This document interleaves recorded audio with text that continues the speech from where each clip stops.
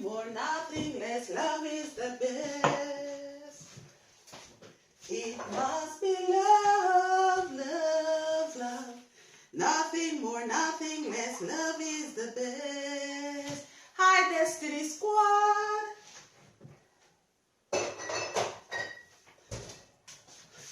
How are you doing, guys? I hope that you are doing well. Cheers to the weekend. I hope that you're all doing well. Welcome to this another Friday evening when we look at another relationship video. And of course, you know, it's always a pleasure to be alive. Being alive, it is always a blessing. And today is no different. So let's get into today's relationship situation, as I like to term it. And of course, I should say shout out as well to some supporters who I have met this week. Thank you for thinking that, can you believe it? My supporters think that I am more beautiful in person. They think that I look younger in person as well. What can I say? It is just blessing upon blessing and more blessing. That is why I'm looking like this. But anyway, thank you so much for the compliments. We all have, you know, we have an online persona, and we also have a way that we look in person as well. But thank you for the compliment anyway. Okay, so let's get into today's situation, my Destiny family. I am a man of 51 years of age, and I have a dilemma. Telling my ex-partner I can't care for her any longer is one of the hardest things that I have ever done.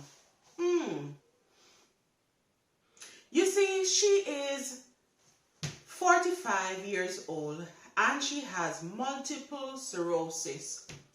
Things were not always like this. We have been together for 10 years, and 2 years into the relationship, she was diagnosed with multiple sclerosis, and this was very devastating. You see, I gave up my job as an electrical installation person to look after her. But she has always seemed very resentful, and we've argued more as the disease advanced. I've gone from being her lover to her carer, and now we have drifted apart. I moved into the spare bedroom, and then we both decided, after a year of doing this, that we would be better off splitting up. But I still provide her care. The problem is that I want to move on with my life. We are no longer together. Now, whenever I talk to her about leaving or suggest alternative care arrangements, she threatens to self-harm or even worse. What can I do? I really want to start afresh, but I am now faced with this dilemma. Can you help me? This is really a tricky one. Let's go back to shining some light on this situation. Oh, I don't look nice under the light as well. Okay, the black as well under it. Okay, come on, pay attention. Focus, focus, focus. Okay, let us shine some light on this situation. As usual, I'm going to say thank you for sharing your situation with the Destiny family. You know, we always try to give suggestions as to how to deal with whatever situations that you're facing. I should say this one is tricky. tricky in that I understand that you are feeling probably a bit guilty, but at the same time, your ex-partner has to realize that you have to move on with your life. I do agree with that. You have said that you have moved from being her lover to being her carer, and you have broken up. So the relationship is no longer the same. You are no longer in a relationship. From the mere fact that it had moved from being in a relationship to being her carer, then of course things are no longer the same. And if your partner is being reasonable, she should expect that one day it would come down to this, in that, unless you wanted to put your life on hold forever, then of course one day you would want to get into another relationship, and like you have said, you basically want to start afresh.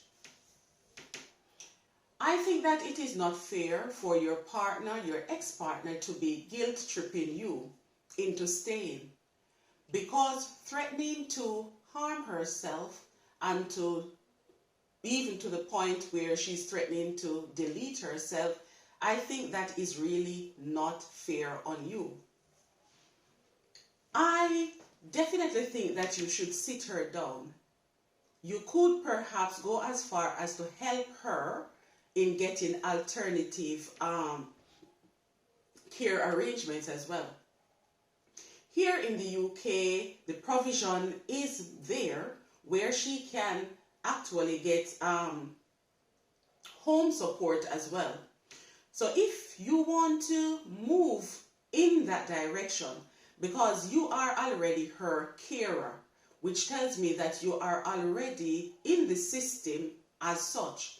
Because I know that once you are somebody's carer, once you have registered as such, then of course you receive compensation. Not a lot of compensation, but you do receive compensation for doing this.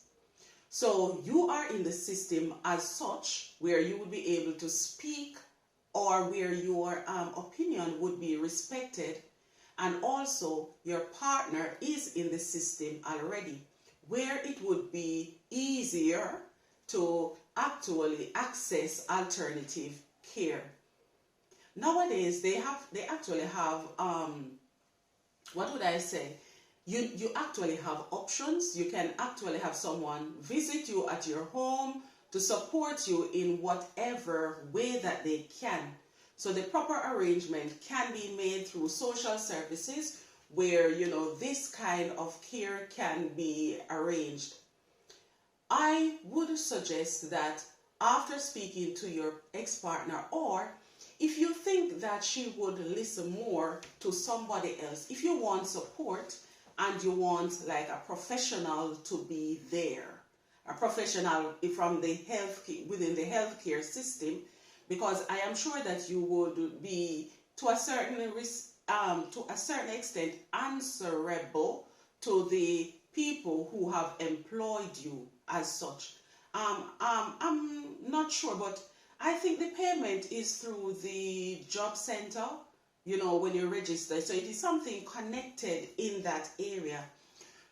So what I think you should do is to speak to those people about the situation that you are in, and actually say that you no longer wish to be your ex-partner's carer.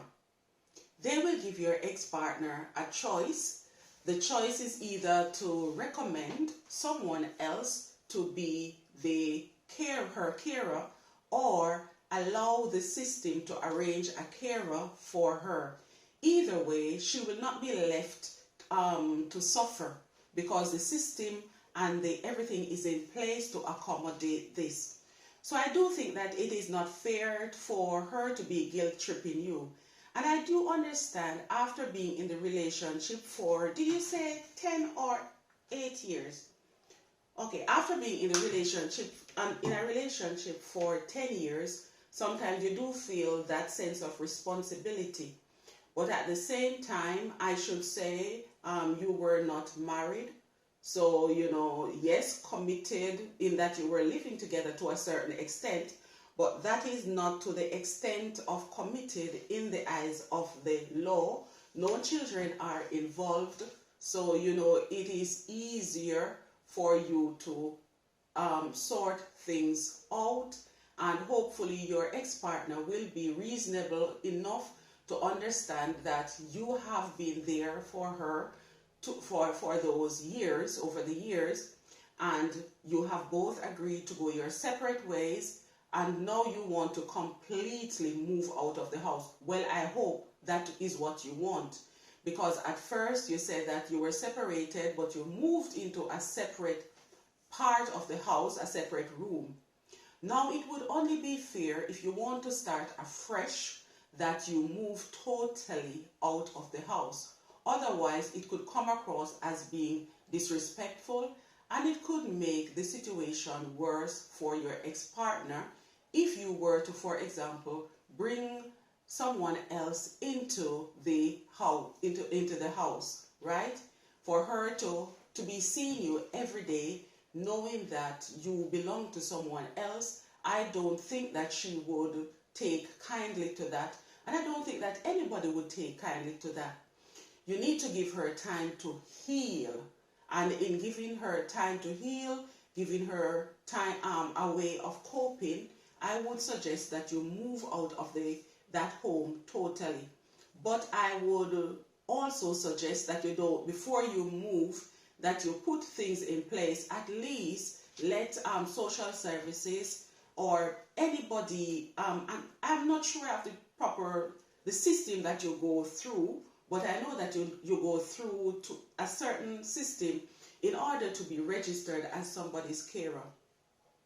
So the same route that you took, you now need to go back to those people and to explain what the situation is now, and to say that you no longer wish to be this person's carer, and you are going to ask them to discuss alternative arrangement with your ex-partner. It would be very good if you can be a part of the process as well. When I say being a part of the process, where if you could, when the people visit your ex-partner to have this discussion, if you think that it could help, then of course you could offer to sit in on the discussion as well. If you think that it is not going to work out, then of course allow them to take over totally. Either way, I understand the situation that you're going through, but once, like I have said, do what you can. Let the relevant authorities know that you no longer wish to be this person's carer. Sit your partner down, explain to her that you will always be there for her, only a phone call away, because sometimes, weaning is a gradual process, right? So once that is in place, I would say then, of course, you should be on your way. You should be allowed to start your life afresh without feeling guilty. I hope that the suggestions that I have made, I hope that you will find them helpful. And of course, as usual, my Destiny family, if they have anything to say, I'm sure that they will share it as well. Thank you again for sharing your situation with the Destiny family. And until I upload another video, my family, I say peace.